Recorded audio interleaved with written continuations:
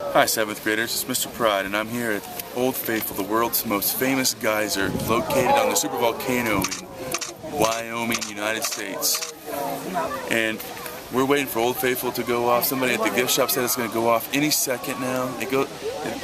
Usually, I have to read the literature right here. The eruption times are in intervals of 40 to 126 minutes. So we're right about the 90-minute mark right now, and they told us any second now that it's going to start erupting. So I'm really hopeful that we're going to get to see what's happening. While we're waiting, let me tell you what's going on. Groundwater is being heated by magma. That groundwater is superheated underneath the ground, and it's got to find a way out as it bubbles, and it's constricted and run through little holes and through a hole in the Earth's crust, and then just kind of like when you let water come out of a balloon, it just squirts out. So any minute now we ought to see that happening. I hope, unless maybe we missed it already. Oh well. I'll come back later. I'm going to go into the gift shop and maybe come and videotape one for you.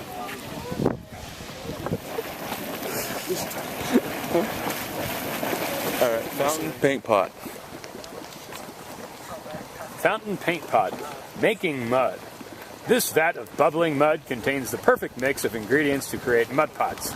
Heat, gases, water, volcanic rock, minerals, acid, and even living organisms. Heat-loving thermophiles consume some of the gases and help convert them to sulfuric acid. The acid breaks down rock to form clay that mixes with water in mud pots. That river in front of us is called the Firehole River, and across the river is Riverside Geyser, one of the most predictable and consistent geysers in Yellowstone. Beginning an hour or two before an eruption, water pours over the cone's edge and splashing and bubbling become more visible. Then water and steam march over the river to heights of 75 feet. I don't know if you can see that. I don't know if it's 75 feet or not. Looks like it might be more, actually.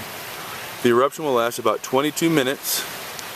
As the water diminishes during the eruption, steam continues to billow out, and when the light is right, rainbows often form in the misty air.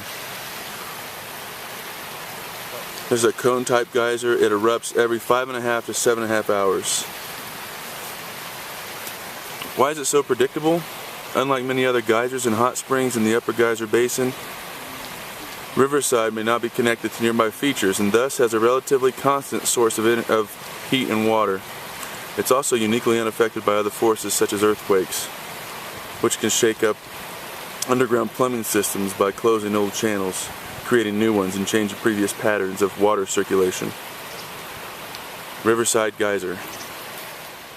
Alright, it's me again, and I've been all over this place. I went to the gift shop, I got myself, I don't even know what I got. I think I got myself a mug, had some lunch, wait for this thing to go off again, and now I can't find it. I had to stop and get a map. I'm looking all over. This geyser's got to be somewhere. I mean, am I here? I mean, I know I got something to eat. There's a helicopter. That looks like a helicopter.